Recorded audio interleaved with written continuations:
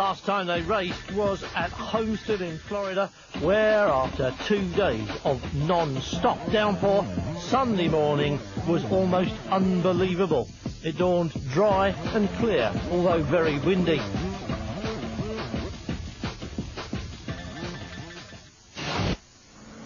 The change in the weather made grid times irrelevant, though the front row was another all-Orica affair.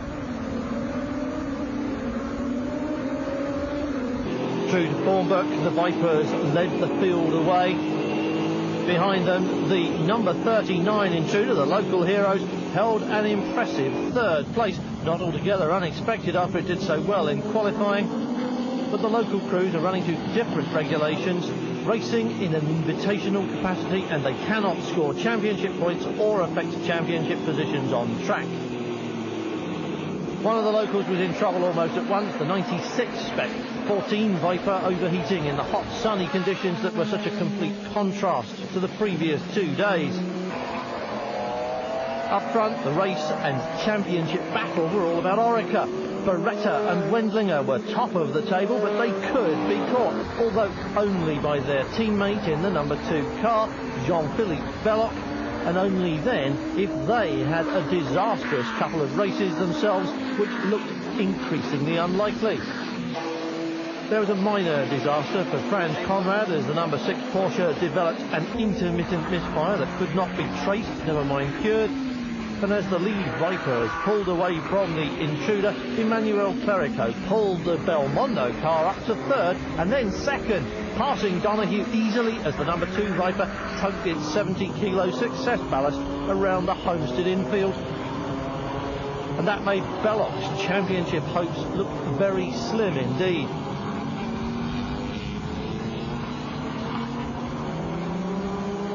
And amidst all that, back into the pits for a second and then a third time came the number 6 Porsche, still occasionally mixed-firing on 6 of its 12 spark plugs.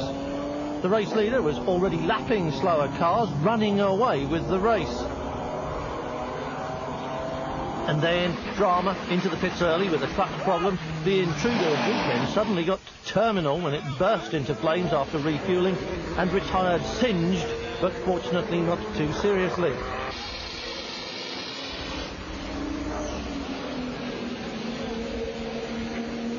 Meanwhile, Emmanuel Clerico was setting the track alight as well, and now blazed into the lead as he drove past Carl Wendlinger, the number 1 car carrying the 100-kilo maximum weight penalty and a right rear puncture.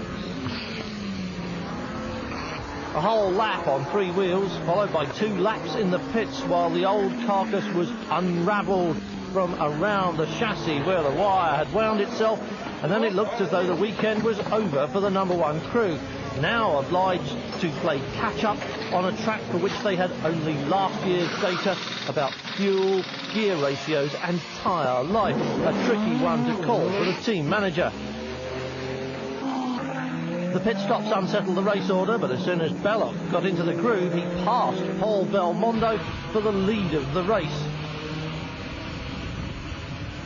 This move rejuvenated his championship hopes, especially with his teammate rivals trailing by more than a lap. As the second round of pit stops began, the gaps were closing up thanks to the appearance of the safety car, among other things. But then there was real disaster for Belloc as the number 2 car ran dry and came to a gradual halt on track, proving as it did so just how hard it is to set the pace without the up-to-date information. Now, Emmanuel Clerico was the race leader and he was within sight of the checkered flag. A historic win for the Belmondo team and for the championship as the Orica crew was beaten for the first time in more than a year. Hungary 1998 was the last time they missed a checkered flag. So faultless teamwork gave Emmanuel Clerico the chance to shine on track, and the Chamberlain team grabbed another podium finish as well, but second place while Belloc was 4th made Carl Wendlinger and Olivier Beretta champions again.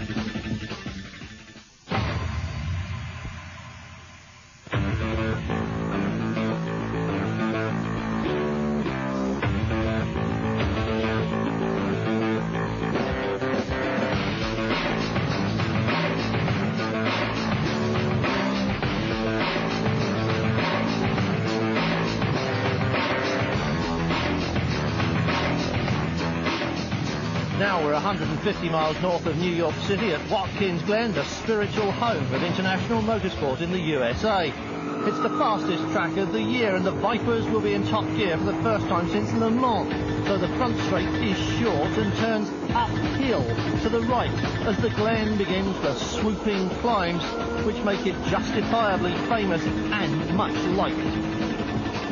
Turn 2 is a prime example, sweeping through a banked right-hand incline as it leads away towards the left at turn 3, away and over the crest and into the right at turn 4 almost at once. But it's all fast work here, and you need that speed on the long straight. Heading onto the brakes and flying through the chicane in 4th gear, still fast through here. And now you're starting to go downhill towards a long sloping right-hander at turn 5. Over the crest and downhill still into a lazy left that tightens as you get deeper in, drawing you on almost 180 and then on the gas. Hard down the hill before you get ready to brake again, and it's the same again in the right-hander, tightening into a hairpin loop, bottoming out here. And then climbing away up over another crest as the roller coaster continues. Some of the longest straights here interrupted by the switchback as we head off into another right turn. This is 8, tighter than it looks. Hard on the gas because you're climbing steeply here, uphill into turn 9, 90 degrees, and then you're running at the straight. Up a gear and then brake for the left at the end and begin to curve away, heading towards the downhill right. That's turn 11 at Watkins Glen, the last corner on the circuit. Out onto the pit straight for a lap in around 148, 149 in a Viper, maybe a little longer in the Porsche. A cold start for the day, every day at Watkins Glen, a small penalty to pay for the glorious colours of an East Coast fall, but the afternoons were much warmer. Winner last time out, Paul Belmondo, was just 8th on the grid at Watkins Glen, qualifying spoilt for him by a broken shock absorber mounting in the morning session that turned out to be the quickest of the two. But the second car, the number 22 Belmondo Viper, shared by an unusual American pairing, used their local knowledge well to be on the row in front of their team leader for the start of the race on Sunday afternoon.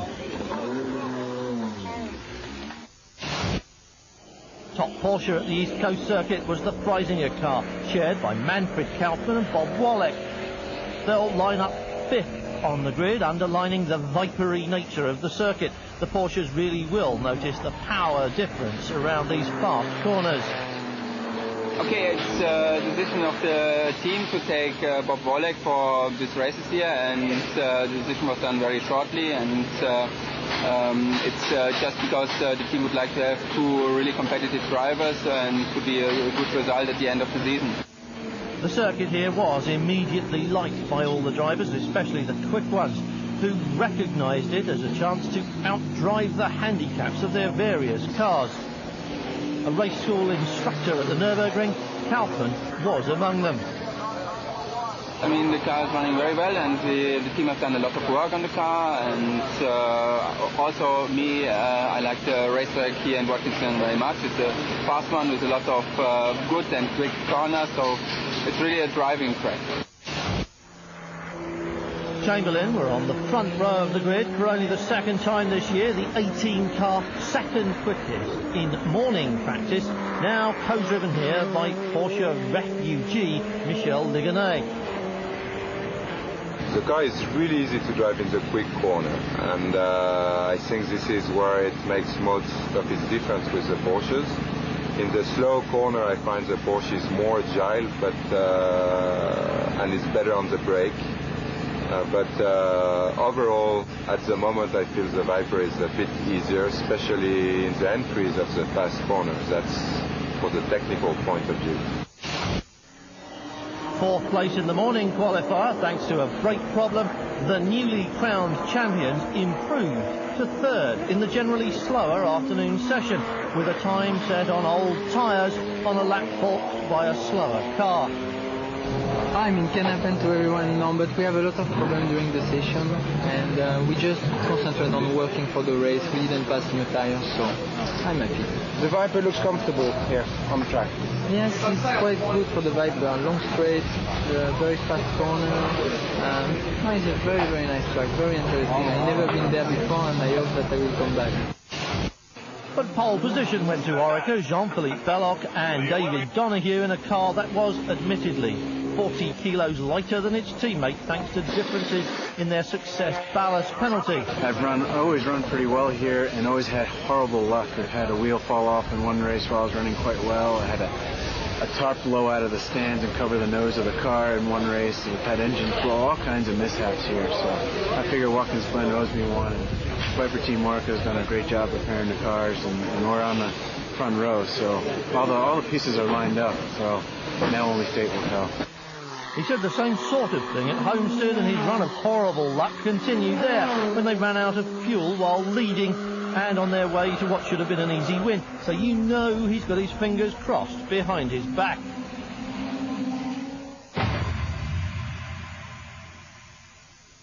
The grid forms up on Sunday morning, but this 3-hour race will take them into Sunday afternoon when the air will be warmer and times will be slower.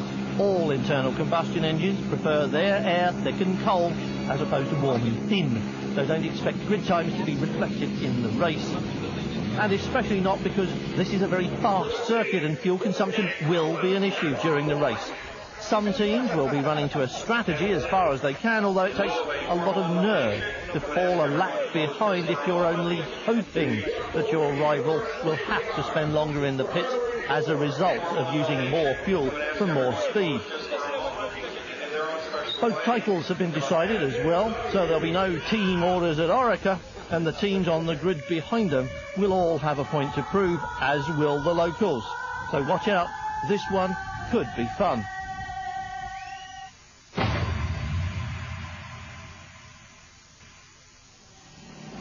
.21 cars on the grid for this 9th round of the FIA GT Championship. Orica on pole, the number 2 car, not number 1, and Chamberlain alongside for the 2nd time this year.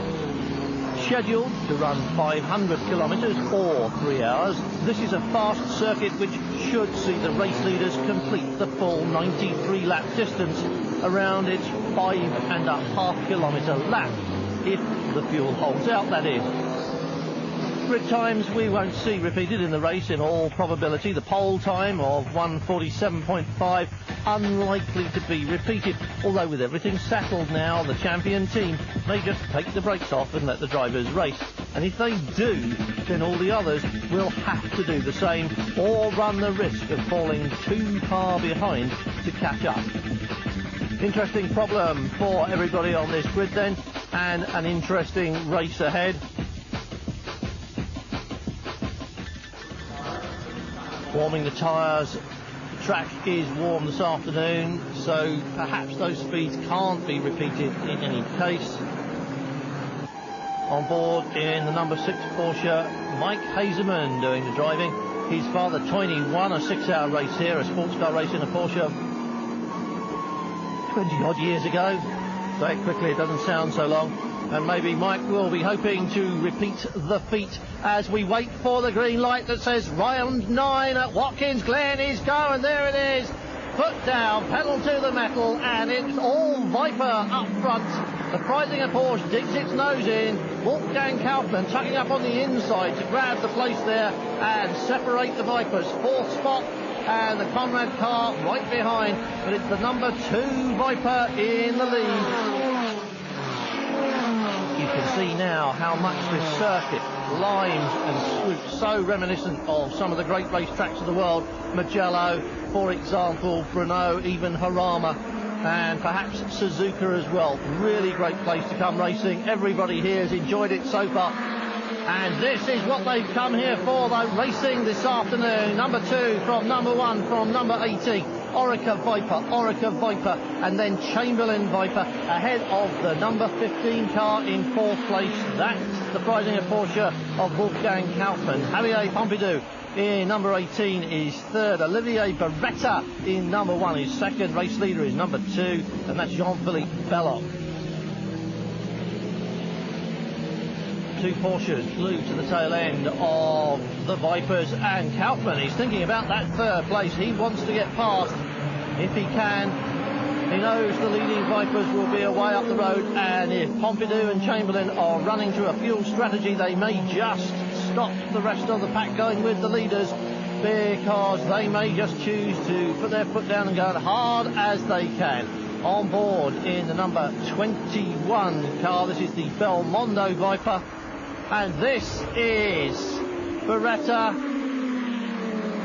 into the lead, goes past Belloc.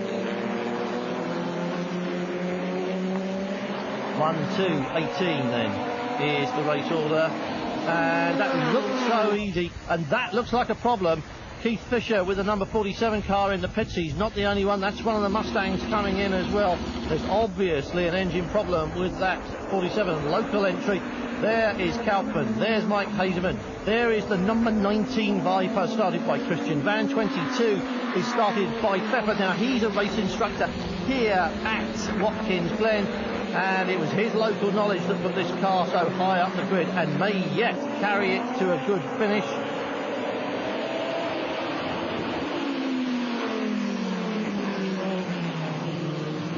Chamberlain car on the tail of number 2. Just think about ballast at the moment, because that 18 car is carrying 60 kilos. The car in front of it, number 2, is carrying 70, and then the number 1 car up front has the maximum 100 kilos that can be awarded, if that's the right word, in this series. Actually, the 15 car behind that, the Freisinger Porsche, has got a 25 kilo penalty for its success, and the car behind that, number 6, Hazeman, at the wheel of the Conrad Porsche, has got 15 kilos. The only other car to be carrying ballast in this field is the number 19, the second Chamberlain Viper, which has got a 10 kilo penalty. But at the moment, it doesn't seem to be making a difference on this wide, fast circuit. Where the Vipers have suffered with their penalties before is on the brakes and acceleration, and on a flowing circuit like this, it's less of a problem.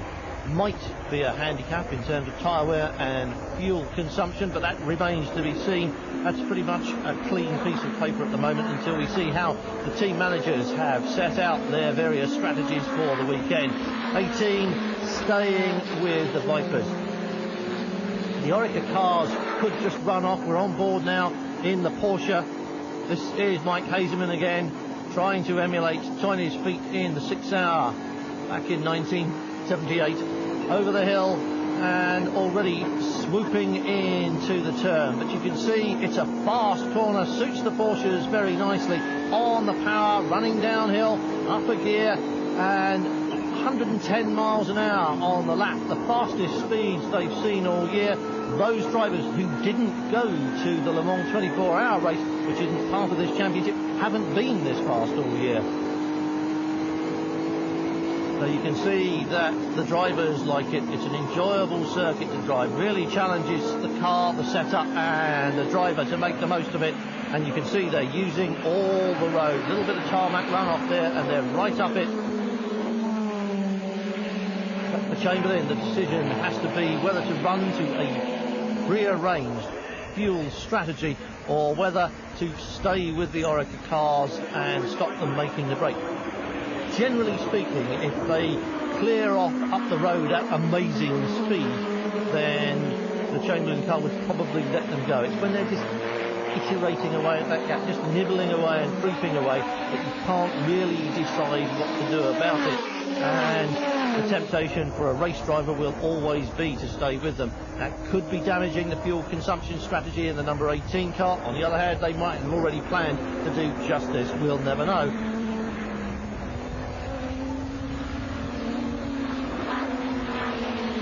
Pompidou, the man at the moment, so it's a pretty much a French affair. Up front, the Orica team out of France with French drivers. Olivier Beretta leading Jean-Philippe Belloc. Javier Pompidou is third. So the tricolour will be waved this weekend. Pretty close together still. Little gap between second and third. The two Orica cars very close together.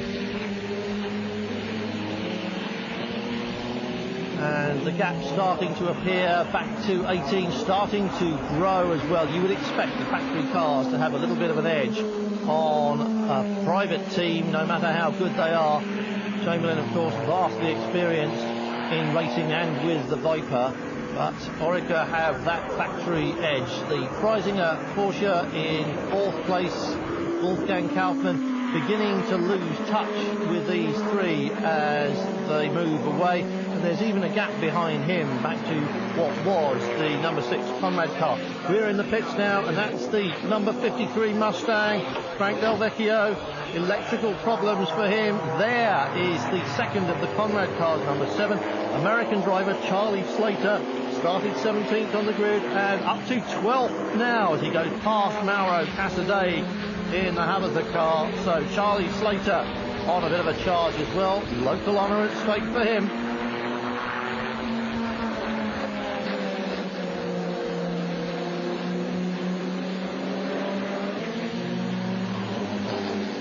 Number 6 Conrad car with the number 19 Chamberlain Viper behind it, but for how much longer? There's a little queue building up here.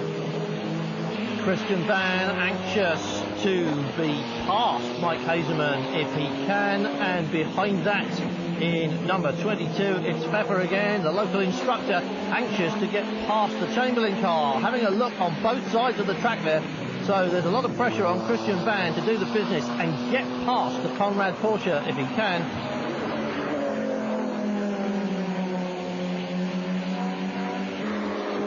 So there's 4th place, there's 5th, 6th and 7th in the background. It's Viper 1st, 2nd and 3rd, 1, 2 and 18. 15 is 4th, 6th just going out of the picture now is 5th. You're looking at 6th place. This is Christian Van in the second of the Chamberlain cars. And 7th is the highest place of the Belmondo cars at the moment. Somewhere behind and moving up, Luca Drudi in the number 21 car. Here comes Christian Van. Now this is the move, has to be it. Through he goes.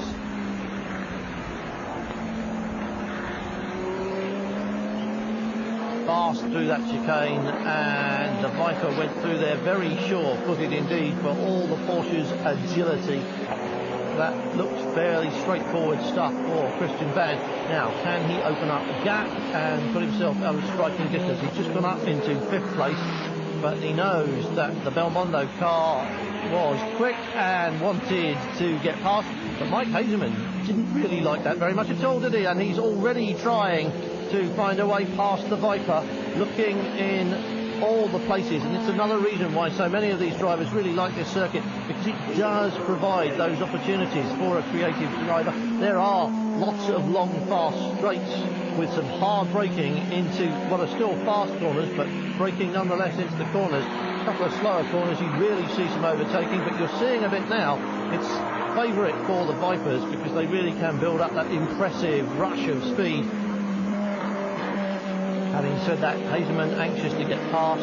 He knows that Pfeffer is coming, and that looks like disaster for Wolfgang Kaufmann. That left rear tyre almost off the rim. He brought it back home, but that's not what he needed at this point in time. Well, he was best of the Porsches. He was running in 4th place, but he won't be now.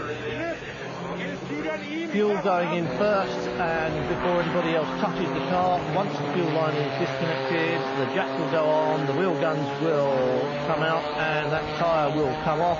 Race leader, 2nd place, 1 and 2, Beretta and Belloc, Orica and Orica.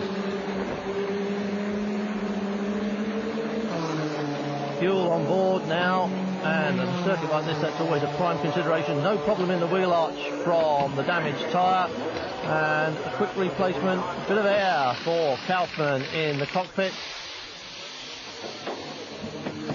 Wheel locked on and in place, and away he goes. Nice and easy does it, but that's no consolation to Wolfgang Kaufmann. 7 places at least down as he begins the run out of pit lane, and off the limiter you can see him pick up speed. 7 places he's lost thanks to that puncture, and that is a disaster for him. So we're looking at 4th place for Mike Hazeman, who's got past Christian Van in the number 19 car. That's back down to 5th. And behind that, the 22 Belmondo car is 6th. And the Freisinger Porsche joins behind the Belmondo Viper you can just see in the background. So Mike Hazeman found a way past Christian Van in the number 19 car. Good work from him. Closing on slower traffic now.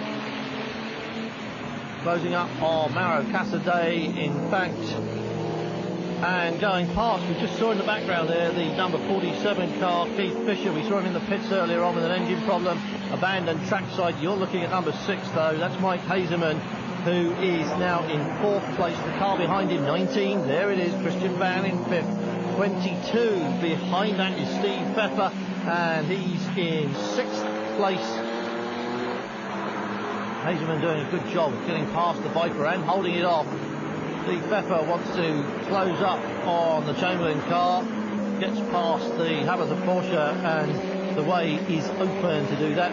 Remember that up front the race order is still the same. While these guys are battling over 4th, 5th and 6th, it's still Orica 1st and 2nd, that's Beretta and Belloc 1 and 2, and Chamberlain in 3rd place. That's Javier Pompidou in the number 18 car.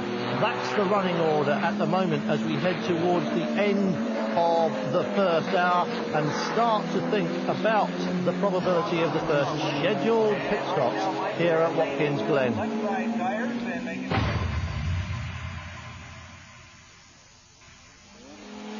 The leading Vipers, the Orica crews, of course, are still out on track, but the first round of pit stops at Watkins Glen is about to begin.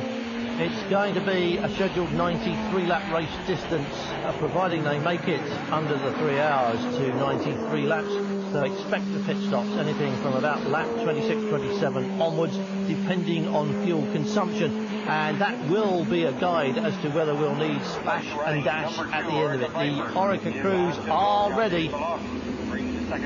We saw David Donoghue waiting, and it's the number 2 car that comes in first. This is lap 27. So if it does run to that sort of fuel consumption for the entire race, then they are going to need a splash and dash unless they can build up a lead and back off. Here's the battle continuing between the number 6 Porsche and the number 19 Viper. They've been arguing over 4th place for quite some time. So no fuss, no bother again for Orica. Cool, calm and collected in the pits. It's the way they've been all season, and it has paid off with win after win, with a couple of 1-2 finishes as well, the team's championship and the drivers' championship. And away goes the number 2 car. David Donoghue rejoins in that, while Mike Hazeman continues to fend off Christian Van.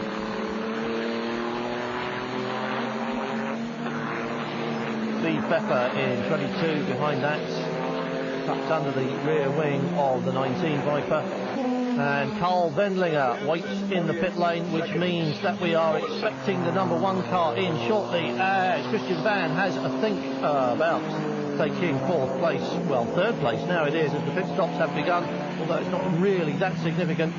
But Carl Wendlinger waiting, and here's the number 1 car on track. If I were the team manager, I'd run it as close as I could to its fuel consumption limit. I'd take it to the end of the window without taking chances and try and cram as much fuel in at this stop as I could, and I'd do it again the second time as well. That's what is happening up and down the pit lane at the moment. The number 6 car is in from what was 3rd place. The number 1 car is in now from what was the race lead. That's Olivier Beretta out of the seat. In goes Carl Wendlinger. They're dumping fuel in. Stop off the fuel tank. Driver change is permitted while fuel goes in. The only people allowed to touch the car during refueling are this man with the hose, the drivers getting in and getting out, and the one person who helps the incoming driver with his safety harness. Once the fuel has been loaded, then the tyremen can do their work. So it's not like a Formula 1 stop. The number 6 Porsche still in for what looks like a long stop even by sports car GT endurance standards. This is your new race leader. Both the Orica cars have stopped or have exited the pits, rejoined further down the field, but Christian Van at the moment in 19 is moving up because everybody between him and his teammate has stopped as well. Out goes Franz Conrad, out goes Carl Wendlinger. So at the moment on track it's 18 from 19, first and second. 18 is Javier Pompidou, 19 is Christian Van. They have yet to stop, so it's all academic, but it's nice to see a name on top of a leaderboard at some time during the race. Who knows, if they can run quickly during that little gap, then maybe they will be able to pull out some kind of an advantage. Here's someone at a disadvantage. Wolfgang Kaufmann, remember, puncture on lap 14, dropped down to 7th place from 4th and is suffering as a result of that. In comes the number 22 car of the Belmondo team. Out goes race instructor Steve Pepper. In goes religious leader Rael, who has come to religious significance in the United States thanks to his close encounter with alien beings, the ones who created the Earth in the first place. Let's not go into that right now. Pit stop time for the Chamberlain crew. Christian swapping places. Christian Van gets out. Christian Glasl gets in. This is the number 18 car being passed by the Freisinger Porsche. Has it come to the end of its fuel window? It looks suspiciously as if they've run it too far. They've gone a little bit too long, and it's struggling now to pick up fuel from the floor of the tank. The number 19 car's been in, stopped, refueled, and gone out with Christian Glasl at the wheel. And the number 18 car is just going to creep home in time to refuel without stopping on track, but it's lost an awful lot of time in the process, lost a great deal of time. Well, misfortune for some of the teams. We've seen bad luck for the Freisinger crew as they go past that number 17 Porsche. Larry Schumacher at the wheel now. I think John Osteen has swapped. They've been in for their stop. And the 18 car does its stop as well. Michel Ligonnet about to get in. And they've used up an awful lot of fuel chasing the leaders. I'm sure that's what happened, is that they've abandoned their strategy and tried to stay with the Orica cars, gone beyond the fuel window, not really known how far they were pushing it, and pushed it just that little bit too far. So Michel Ligonnet with a job to do. Coming out of the pits, he'll be something like 10th or 11th when he rejoins. You're looking at the race leader again, because everybody significant has now been into the pits. That includes the Belmondo crews, it includes the Orica crews, Chamberlain, and all of the front-running Porsches.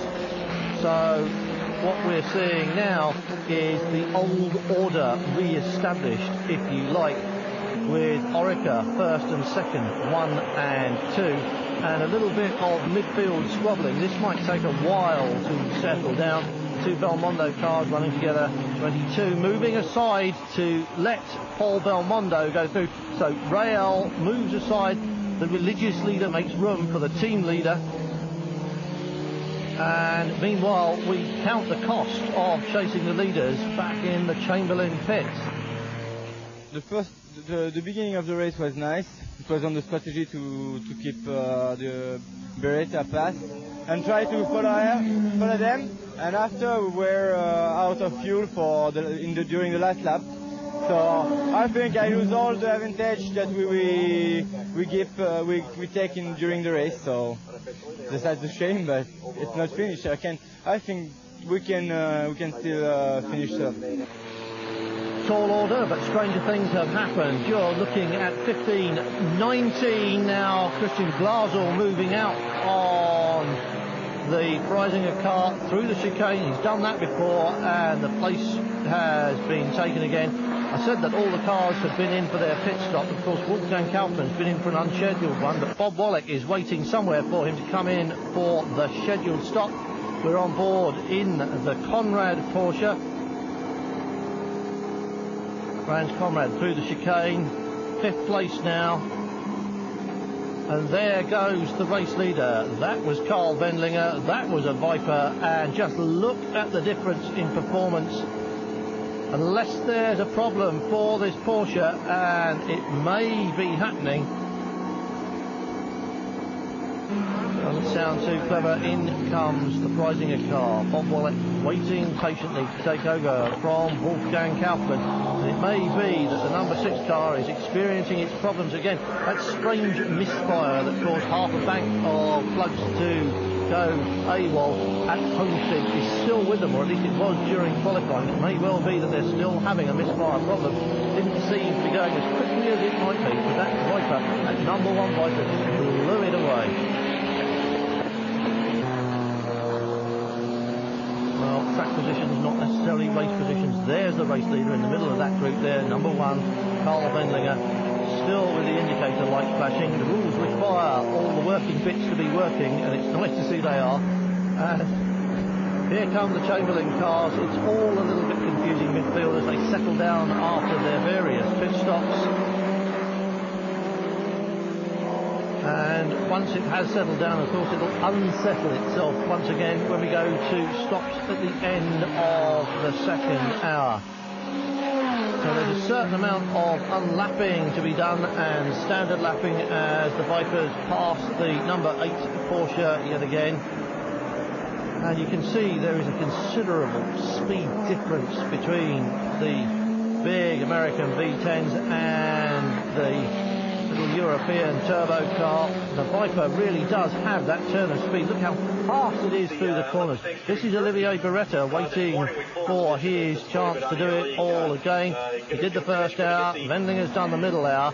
There he is behind, or between 2 of the local heroes. A couple of Corvettes entered here. Remember, not eligible for championship position or points. And Wendlinger, is he going into the pits on this lap? Olivier Beretta's body language says he is. There's the car. And second stop, Wendlinger out, Beretta in. Everything going very much according to plan for the Orica team. Once again, unhurried, no fuss, fuel going in, driver going in. One man allowed to help him with the scraps while the fuel is filled by gravity. Remember, you can't pump it. The diameter of the hose, everything about it is specified. There can be no advantage gained during a pit stop by clever techniques. They're not even allowed to chill the fuel before they put it in.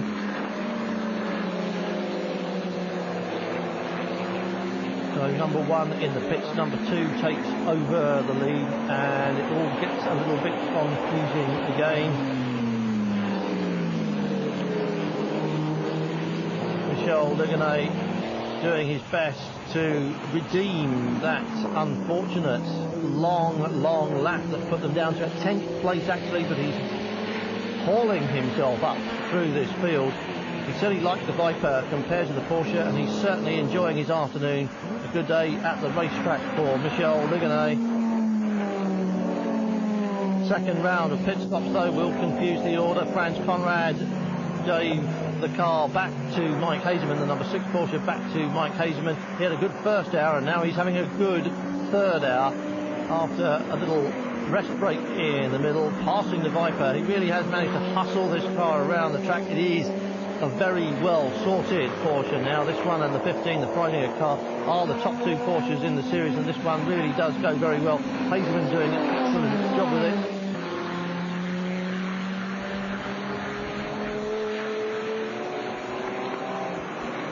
So this is 4th place for the number 6 car.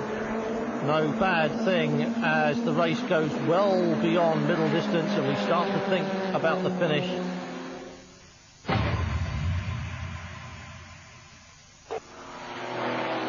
The number 1 Viper continues to lead this race at Watkins Glen going into the final hour after the last scheduled pit stops. The only question mark now being whether or not any of these cars will have to stop again before the end of the race for a splash and dash. Based on what we saw earlier with the number 18 Chamberlain car, that looks almost certain to happen. Wollek, Hazeman, Vincent Voss now in the 18 car. Luca Drudi back in 21, the Belmondo car for the final hour. And one of these lucky men is going to finish in 4th place. Who will it be? The Freisinger crew have worked very hard to hustle that car back up from 7th place where it went with a puncture, and about to be passed. Hazeman certainly looks as though he's got the measure of the Freisinger Porsche. Looks down the inside now and goes for it. Through he goes, skates it past. Nice work from Mike Hazeman. Very nice work indeed. But he really has got his race face on today. Mickey Mouse watching from the Armco by the side of the track there. I don't know whether you noticed that. We are in America, so no surprises really. Here's the race leader though. This is Olivier Beretta, back at the wheel of the number 1 car, in the lead of this race since lap 2. Going to be about 93 laps long. At the speed they're going, they may just finish the 500 kilometres distance before we run out of the 3-hour time limit. Bob Wollek stayed in that number 15 car at the final pit stop. They changed only the rear tyres in their efforts to cut down the time at rest and compensate for the puncture they had on lap 14. Brilliant Bob, bags of experience, and still very quick, still enjoys his racing as well. An exhausting 2-hour stint for him as the Orica crew await for the number 2 car. Here is Beretta. Well, it's splash and dash time for 2nd place. And a gearbox problem as well, which has been slowing the number 2 car down. Quick splash though. And doesn't seem... Oh, and is that out of fuel, Mike Hazeman, or is it the transmission? Something terrible has happened to the number 6 car. It's just so tragic when it was going so well, and Hazeman was having so much fun this afternoon. And just when it looked like it was going to pick up the kind of result all that hard work deserves, some kind of problem has let it down. We've seen the Vipers coming in for a splash and dash. The Porsche should be able to go a little bit longer. That's almost certainly a mechanical problem. And if it had run out of fuel, you'd expected it to cough round the lap. I think that's a mechanical retirement for Franz Conrad and Mike Hazeman. A terrible way to end the afternoon. Carl Wendlinger watching impassively. There's nothing he can do now. It's all in the hands of Olivier Beretta, who is on his way, you would think, to victory. But has he got to make a splash and dash? He's got a good few seconds in hand. He can afford to come in and probably get out of the pits again ahead of his teammates by a similar margin. So it all looks fairly comfortable for the number 1 Orica crew.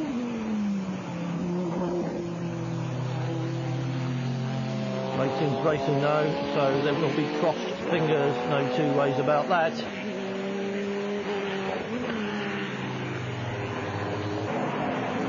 At the moment, picking its way through the traffic.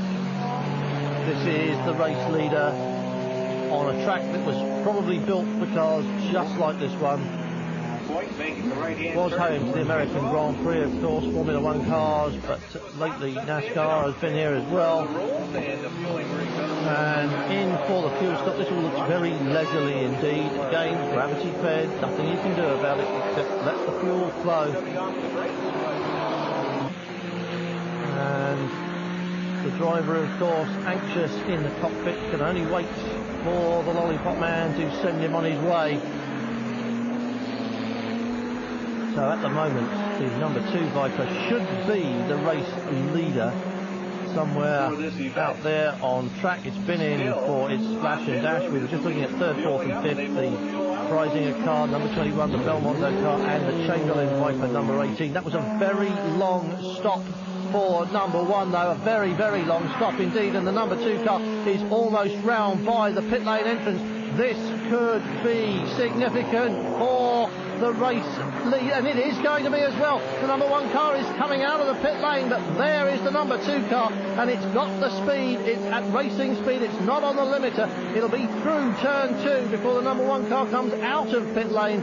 It's in front already and leading the race by something like 10 seconds, I would imagine, by the time no, not that long. There's the number 1 car. 2 leads it. There it is. That is Jean-Philippe Belloc. Behind is the number 1 car of Olivier Beretta, and the lead of this race has just changed hands. We are very near the time limit, and we are about 5 laps from the scheduled finish of this race, and suddenly it's all come alive, because Beretta has got 5 laps to get past his teammate.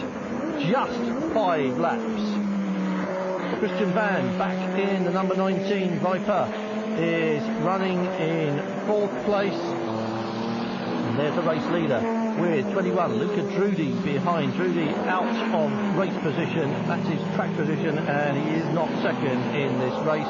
Number 1 is, and they are separated by the pack now, but they are quickly picking their way through. The Orica cars are visibly faster than anything else, and it's turned into the same old ding-dong at the end between these two. No team orders now. There cannot be team orders with the championship in the bag, and so Beretta will want to win this one because racing drivers want to, and Jean-Philippe Belloc will want to win this one for exactly the same reason. Nudges past the number 18 car. No trouble at all as he goes past Vincent Vos, the race leader, on his way. His teammate stuck in the traffic. This could be even more significant. If the traffic falls right for Belloc, he'll pull away. If it falls badly for him, then Beretta will reel him in. The Chamberlain Vipers are up there. There's just a couple of laps to go. It's all drama at the end of this race here at Watkins Glen. Olivier Beretta climbing up the hill. 21, that's Luca Drudi. There's the Freisinger car, which has hauled itself up. Here comes the pass from Olivier Beretta, and Vincent Vos turns in. Are they touch in the chicane? One of them's on the grass, one of them's on the gravel on the other side, and Beretta got away with that very well indeed. Vincent Vos, out of sight, has spun and rejoined and lost a lot of time, and it just looked as though he turned in when Beretta was almost alongside. They were almost side by side when he turned in, but that has changed the picture of the race. Number 2 wins it, so Belloc wins the race. Beretta will be second, his hopes of winning blown away in that touch, and also Vos drops back, but the number 19 car, which was 4, picks up the place. So here's the way it is. The number 2 Viper gets its 3rd victory of the year, despite some gearbox problems in the final stint for Belloc. And in 2nd place, its teammates, the number 1 car, Christian Glasel and Christian Van, get on to 3rd place as a result of that touch in the chicane. So Orica celebrates success yet again. Chamberlain get up on the podium as well, first time there for the all Christian crew of that number 19 car. Glasel and Van up there shaking the champagne to very good effect with the Orica men. And that win for the number 2 car puts the Orica team even further ahead on the points ladder than they were before. And the faultless teamwork of this whole weekend, the hallmark of the success they've enjoyed all year long. We ran really well at Homestead and at Laguna last year, and we had our share of bad luck, and again more bad luck again this year at Homestead. And Watkins Glen itself, I've been jinxed, so it's been a long time coming to come here with a win, let alone a great finish. It's a great tribute to the team, and my teammate did a great drive as well. And next time out is the last time out this year, when they race at the impressive Formula One facility in Zhuhai in China at the end of November.